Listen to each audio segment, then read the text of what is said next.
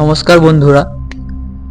আজ গল্পকথায় যে গল্পটা শোনাবো তার নাম ইলিশ মাছ।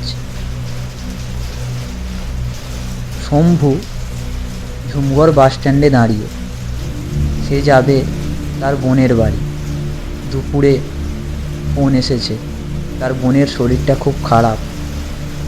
ফোন আসার পরই শম্ভু বেরিয়ে পড়েছে, তার বোনকে দেখতে যাবে। এখন বেলা 2টা বাজে।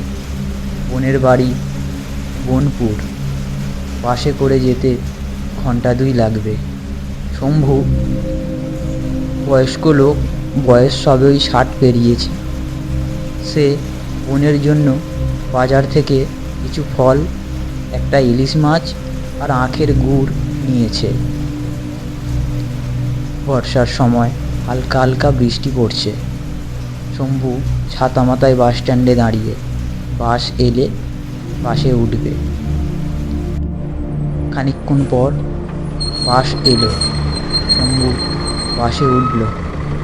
না, বাসে আজ তেমন ভিড় নেই, সিটটাও ফাঁকা আছে। শম্ভু তার জিনিসপত্র নামিয়ে সিটে বসল। খানিকক্ষণ বাদে তার চোখে ঘুম এসে পড়ল। বাসে সে ঘুমোচ্ছে, এমন সময় হঠাৎ আকস্মিক এক ঝটকায় শম্ভু জেগে উঠল। সে শুনল বাস কন্ডাক্টর বলছে, আপনারা সবাই শান্ত হয়ে বসুন, বাসের চাকা পাংচার হয়েছে, সারাতে প্রায় 1 ঘন্টা লাগবে। শম্ভু একটু বিরক্তি প্রকাশ করে বলল, কি জন্য আপনারা এই ভাঙা বাসটাকে চালাচ্ছেন বলুন তো মশাই? কতক্ষণ সময় লাগবে? শম্ভু এই বলে চুপ করে গেল। কিন্তু কি আর করা যাবে, সবাই বাসে চুপ করেই রইল। বাসের চাকা পাল্টাবার কাজ শুরু করলো বাস চালকরা। কিন্তু প্রায় 2 ঘন্টা পার হয়ে গেল, তবুও বাসের চাকা তারা ঠিক করতে পারছে না। শম্ভু এইবার রেগে গিয়ে বলল, আরে মশাই, ঘন্টা 2 তো পার করে ফেললেন, এবারেও কি আপনারা বাসের চাকাটা ঠিক করতে পারছেন না? এই ইলিশ মাছ নিয়ে কি আর কেউ সন্ধ্যাবেলায় কোনো কুটুম বাড়ি যেতে পারে?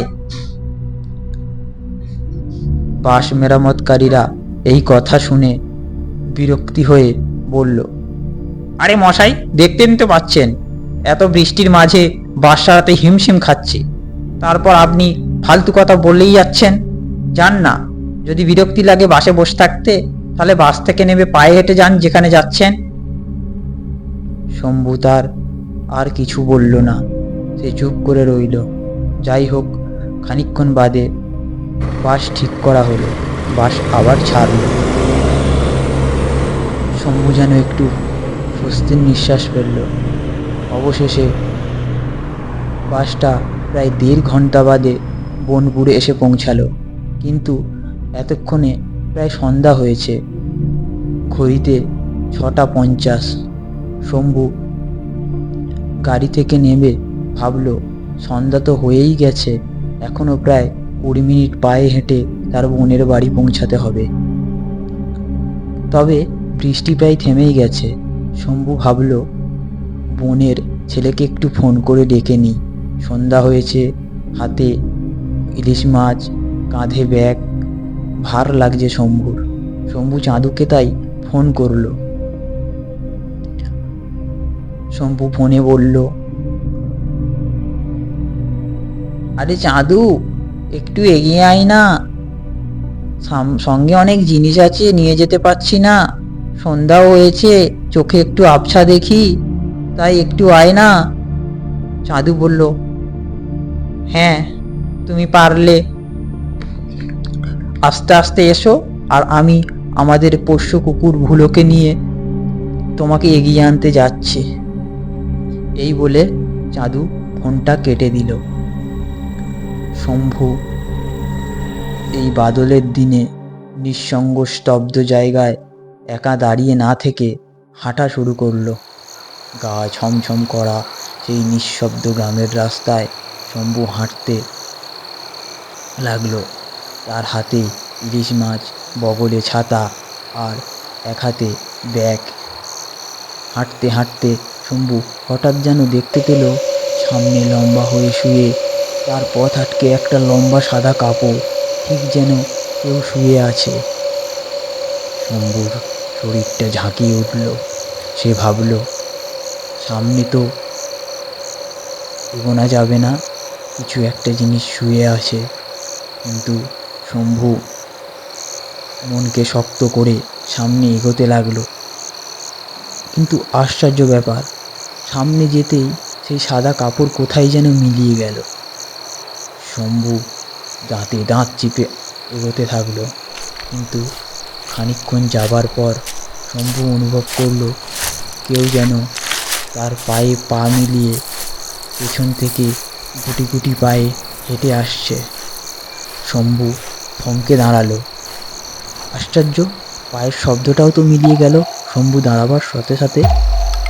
হঠাৎ শম্ভু দেখতে পেল তার সামনে পেছনে দুটো বিকৃত নরকঙ্কাল তাকে ঘিরে ধরেছে। পাশেই থাকা শেওড়া গাছ থেকে সাদা কাপড় পরা একটা শাকচুন্নি পা বেরিয়ে বসে আছে। বলছে, "আমি রে বেটা, ইলিশ মাছ নিয়ে যাচ্ছিস?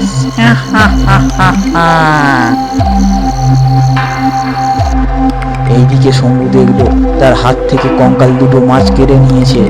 তার ব্যাগে থাকা সমস্ত খাবার জিনিস খুলে খেতে শুরু করেছে। শম্ভু এই জিনিস দেখে ভয়ে কাঁপতে কাঁপতে মাটিতে পড়ে গেল। শম্ভুর জ্ঞান হারালো। ভূত তিনটে আনন্দের সাথে নাচতে নাচতে ইলিশ মাছটা চেবাতে লাগলো। এমন সময় কুকুর ঘেউ ঘেউ করে তাদের দিকে ছুটে এলো। চাঁদু আর তার কুকুর এসেছে তার মামা শম্ভুকে আনতে। চাঁদু কিছুই দেখতে পেল না। কুকুরটি ঘেগাতে ঘেগাতে ভূতগুলোকে তাড়াতে থাকলো। চাঁদু দেখলো তার মামা মাটিতে শুয়ে। চাঁদু ডাকতে শুরু করলো, মামা, ও মামা, এখানে পড়ে গেলে কি করে?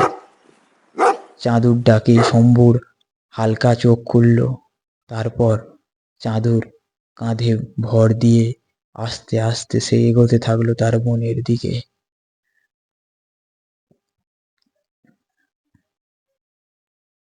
গল্পটা এখানেই শেষ করলাম।